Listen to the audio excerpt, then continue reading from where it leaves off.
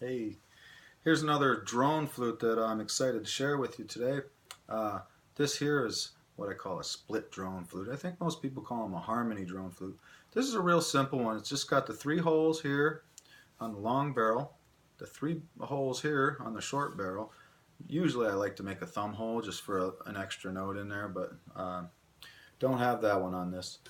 I think I have an instructional split drone video already out there, but I'll just keep reminding you the way that most of these are made um, is two quote half scale flutes um, that are in harmony with each other.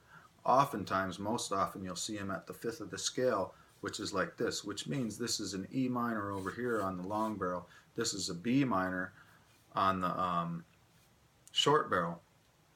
So you don't want to play the flute as if you were playing a six-hole flute. And if you're in the habit of keeping this ring finger down in order to play your six-hole flute, that's going to give you some confusion at first.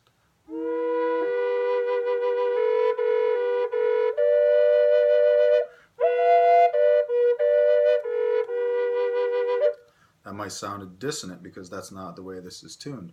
Again, this is the bottom of a key of a B minor flute. So all the holes should be lifted up for proper tuning. So you have to then again practice getting out of the habit of your top hand having to lift it like this and lift all holes up.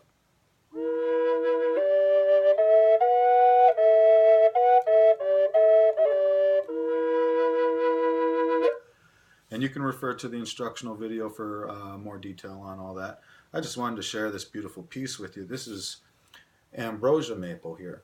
And this wood here, if you can see, a lot of woods are really white. This thing has spalt in it, which causes some of the color variation and the gray streaking in it.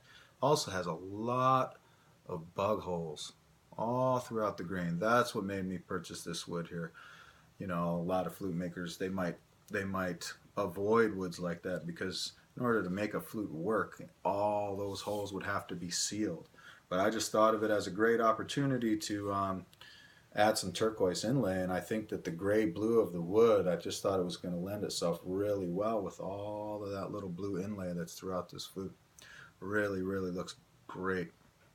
Then I also put some turquoise rings. And originally, as you can see, that ring doesn't go all the way around, stops. The reason why that is because I meant to make this a straight drone flute, similar to this flute here. Just a regular standard low-keyed drone flute, both sides the same.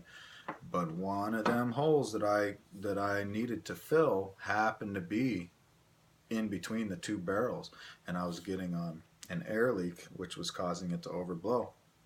So lo and behold, this is what I had to make out of it. I didn't have much of a choice, but I was very happy with the outcome anyway.